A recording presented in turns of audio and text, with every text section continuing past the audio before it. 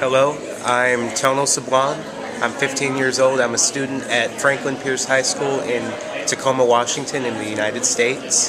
And my project is entitled Project U.N.I.T.E.D. Project U.N.I.T.E.D is a digital anti-bullying campaign that I created in order to combat some of the physical fights that were going on with my class, as well as the immature behavior that was going on with the freshmen, the year 9 students. I sat down one day because, being the freshman class president, I was getting a lot of the flack for what some of my constituents were doing.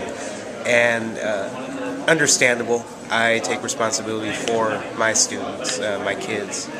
And I was getting really sick of it.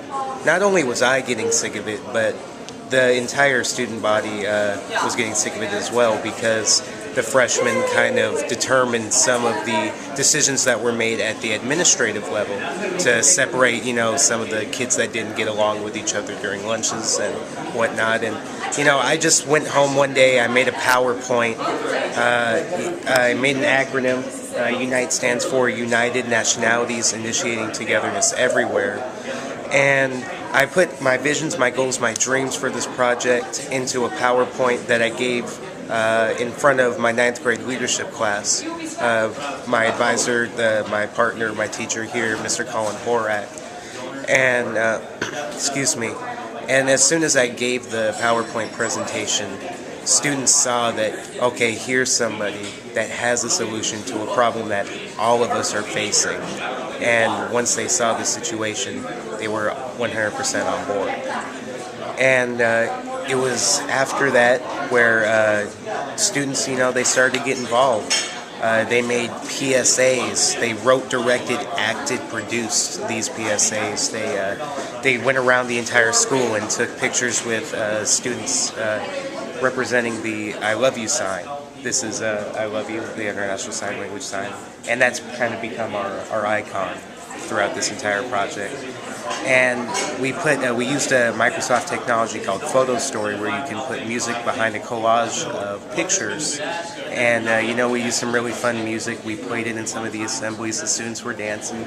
It was good to get the knowledge out there.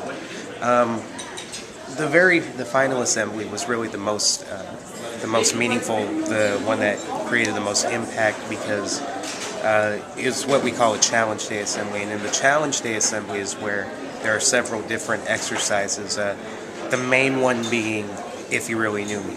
If you really knew me is where you share a story about yourself, beginning with the phrase, if you really knew me. So, for example, you would have students say, if you really knew me, you would know that my father abused me when I was a child. If you really knew me, you would know that I had a drug and alcohol problem.